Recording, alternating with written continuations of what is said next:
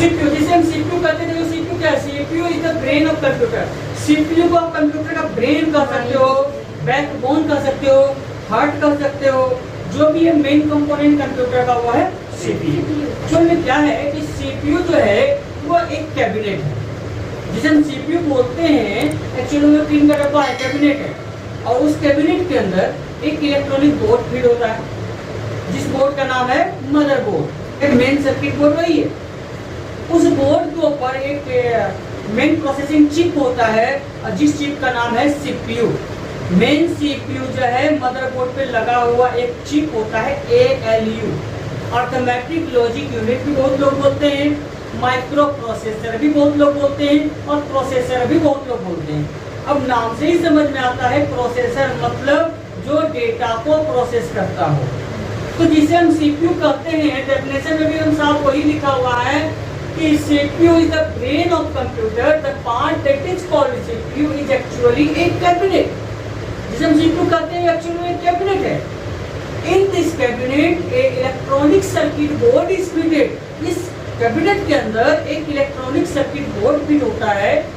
This board is called motherboard. Computer के अंदर जो हम लोग काम करते हैं, तो सीपीयू के अंदर जो मदरबोर्ड होता है वो इलेक्ट्रॉनिक कंपोनेंट है।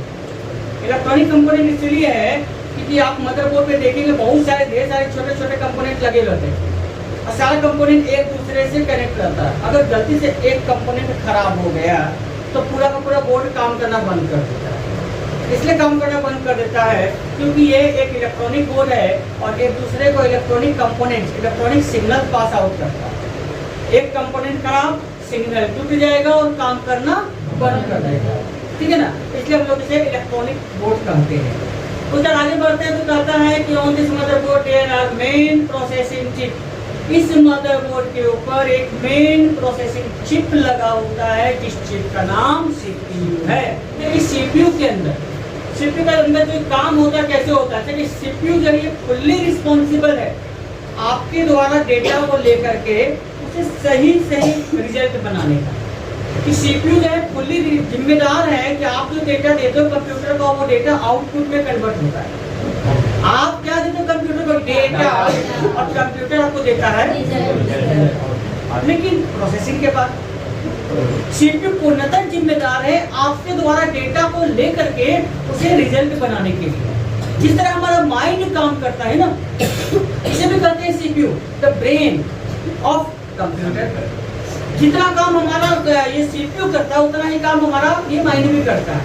आपको पता है कि आपके सीपीयू के अंदर मेमोरी होती है। मेमोरी का काम होता है डेटा को स्टोर करना।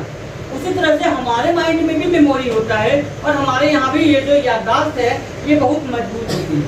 भले सब दिखावा करें कि हम भुलक कर रहे हैं, मेमोरी कमजोर है, याद नहीं होता, लेकिन ऐसा कुछ नहीं होता। मेमोरी सबके पास है, ठीक है। तो मेमोरी काम है डेटा को स्टोर करना। अब हम लोग अगर इसके बेसिक हार्डवेयर की बात करें कि एक सीपीयू के अंदर क्या क्या हार्डवेयर है, तो देखिए सबसे पहले क्या है ना, असेंबल किया जाता है। सारे अलग अलग पार्ट्स को एक जगह पे इकट्ठा किया जाता है, उसे ही सीपीयू बोलते हैं। अब एक सीपीयू के अंदर क्या क्या हार्डवेयर होते हैं वो हम बताने जा रहे हैं, क्योंकि अभी तक आप जो भी देखे हो टीन का डब्बा बाहर से देखते हो कि ये सीपीयू है, उसके अंदर क्या क्या हार्डवेयर है। अब देखते हैं तो सबसे पहला नाम आता है कैबिनेट। कैबिनेट यानी टीन का डब्बा। उस कैबिनेट के अंदर सबसे पहला चीज होता है एसएमपीएस। एसएमपीएस का फुल फॉर्म होता है स्विच मोड पावर सप्लाई। यानी इसका काम होता है सीपीयू में जितने भी कंपोनेंट्स हैं अंदर में सारे को पावर सप्लाई करना। क्या हो गया? देखो ध्यान यहाँ नहीं दोगे ना उसके चक्कर में वो छूट जाएगा। हम यहाँ समझा रहे हैं, वहाँ अलगे टॉपिक में इंगे तुम्हें लोग ये बता रहे हैं, तब तक बीच में वो जाने क्या जरूरत है, समझाएं, कहानी खत्म, अगला टॉपिक ले आए। हम इसलिए आपको दे रहे हैं कि आपको सारी जानकारियाँ बारीकी से आपके माइंड में स्टोर करें, पता ध्यान। तो अब बात करते हैं कि इसके अंदर एसएमपीएस जो होता है उसका काम होता है पावर को सप्लाई करना। सीपीयू के अंदर जितने भी कंपोनेंट्स है, मदरबोर्ड है, उनको पावर सप्लाई करने की जिम्मेदारी एसएमपीएस की होती है, ठीक है। उसके बाद मदरबोर्ड, कंप्यूटर का मेन सर्किट बोर्ड होता है मदरबोर्ड। मदरबोर्ड ही मेन है, ठीक है ना। मदरबोर्ड लगाए जाते हैं एसएमपीएस के जस्ट बगल में, बड़ा सा बोर्ड होगा। रैम, कंप्यूटर की प्राइमरी मेमोरी मानी जाती है रैम। हर एक कंप्यूटर में रैम होता है, ठीक है। रैम का काम है डेटा को, एप्लीकेशन को एक्सेस करना, इसलिए इसका फुल फॉर्म है रैंडम एक्सेस मेमोरी। किसका? रैम का। रैंडम एक्सेस मेमोरी यानी रैंडमली किसी भी चीजों को तुरंत एक्सेस करता है। तो रैम का ही काम होता है एप्लीकेशन को एक्सेस करना। आपके कंप्यूटर में जितना ज्यादा रैम रहेगा, एक्सेस करने की क्षमता उतनी ही तेज रहेगी, उतनी ज्यादा रहेगी। जैसे हम मोबाइल में देखते हैं ना कि मोबाइल में जितना ज्यादा रैम रहता है, आपका मोबाइल उतना ही फास्ट काम कर रहा होता है, क्योंकि रैम है एक्सेस करने के लिए जाना जाता है। तो रैम कहाँ लगेगा? मदरबोर्ड के ऊपर। याद रखिएगा, रैम लगता है मदरबोर्ड के ऊपर। और एक सीपीयू में जो मदरबोर्ड होगा, एक मदरबोर्ड के ऊपर 2 रैम लगा सकते हैं। ये व्यवस्था होती है कि मदरबोर्ड के ऊपर 2 रैम लगा सकते हैं। अगर 2 रैम आप मैक्सिमम कैपेसिटी का लगा दिए तो आपके जो एक्सेस करने की क्षमता होगी कंप्यूटर की बहुत ही ज्यादा हो जाएगी, है ना। रोम एक चिप होता है जो ऑलरेडी मदरबोर्ड में फिट है। ये मदरबोर्ड में फिट रहता है। जब मदरबोर्ड हम नया लगाते हैं तो फिक्सेबल है, उसको निकाल नहीं सकते। रैम तो आप निकाल के उसका भी लगा सकते हो, लेकिन मदरबोर्ड के जो रोम है वो फिक्स रहेगा, ठीक है ना। अब आते हैं हार्ड डिस्क, कंप्यूटर की परमानेंट मेमोरी। हार्ड डिस्क है तभी आपका कंप्यूटर के अंदर कोई भी सॉफ्टवेयर है। हार्ड डिस्क है तभी आपके कंप्यूटर के अंदर कोई भी एप्लीकेशंस को स्टोर करते हो। हार्ड डिस्क है तभी आप अपने किए गए कार्यों को सेव करके रख सकते हैं। तो कंप्यूटर की सेकेंडरी मेमोरी के तौर पे किसे माना जाता है? हार्ड डिस्क को, ठीक है ना। और हार्ड डिस्क की जगह अब नया जो आया है SSD कार्ड, हार्ड डिस्क की जगह ही आया है। अगर आप अपने कंप्यूटर में SSD कार्ड लगा लेते हो हार्ड डिस्क को हटा करके, तो आपकी कंप्यूटर की स्पीड नहीं भी तो कम से कम 10 गुना बढ़ जाती है। उसके बाद बात करते हैं ग्राफिक कार्ड। सीपीयू में मदरबोर्ड पे ग्राफिक कार्ड लगता है, ग्राफिकल डिस्प्ले के लिए। CD DVD राइटर, पहले वो होता क्या था कि CD का युग था तो सारा सॉफ्टवेयर CD पे आता था। अब कंप्यूटर में कोई भी सॉफ्टवेयर अगर मुझे डालना है तो मुझे यहाँ पे CD ड्राइवर का यूज करना होता था, CD राइटर का यूज करना होता था। लेकिन आज तो हम लोग चले गए हैं USB पे, USB पेन ड्राइव पे। तो इसका प्रचलन बहुत कम होता जा रहा है, यानी CD और DVD राइटर का प्रचलन बहुत कम होता जा रहा है। अब बहुत सारे डिवाइस में देखो CD DVD राइटर नहीं देता, क्योंकि जाना तो USB का ही काम आ गया।